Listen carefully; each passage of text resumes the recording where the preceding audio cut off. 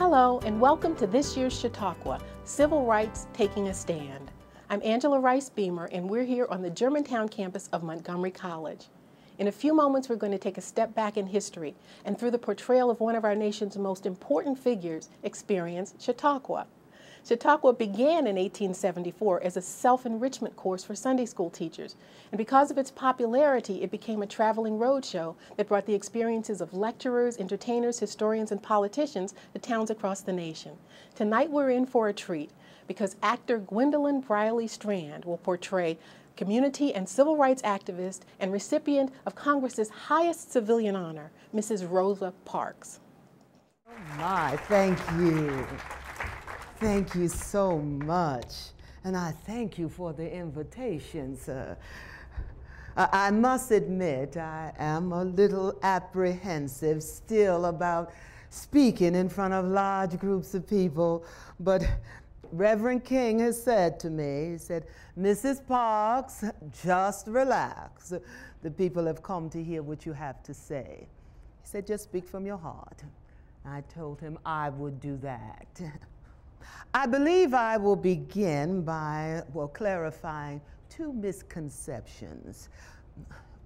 One, now these comments have been made to me or about me so often that I believe that's a good place for me to start.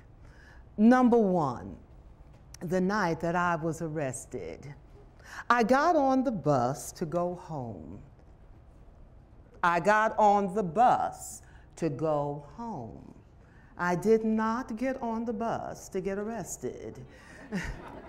And even through all the ruckus that happened, I was not afraid. From an early age, I had learned from seeing so much hatred and injustice against black people, I'd learned to put my trust in God, to seek Him as the source of my strength. I've always had so much comfort, and I still do, from the 23rd and 27th Psalms. Yea, though I walk through the valley of the shadow of death, I will fear no evil, for thou art with me. The Lord is my light and my salvation. Whom shall I fear?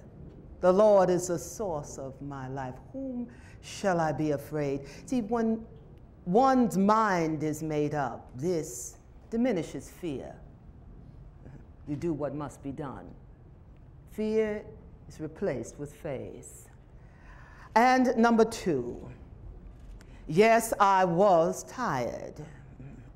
But it wasn't a physical tired from having worked hard all day. I was tired of the injustice. I was tired of the abuse. I was tired of seeing men, women, and children disrespected because of the color of their skin. I was tired of the Jim Crow. I was just plain tired. So many people had tried to stand up to the injustices of the segregation laws, but to no avail. So many people had tried. I don't think any of the segregation laws angered black people in Montgomery more than the bus segregation. In 1900, when the first laws permitting segregation on public transportation were passed, the black people boycotted the streetcars until the city council changed its ordinances so we wouldn't be forced to give up our seat unless there was another seat to be had. Well, the practices changed, but not the laws. And here we are, more than a half century after those first laws were passed, and 50,000 black people in Montgomery. And more of us rode the buses than white people, because white people could afford to buy cars. It was humiliating being subjected to segregation.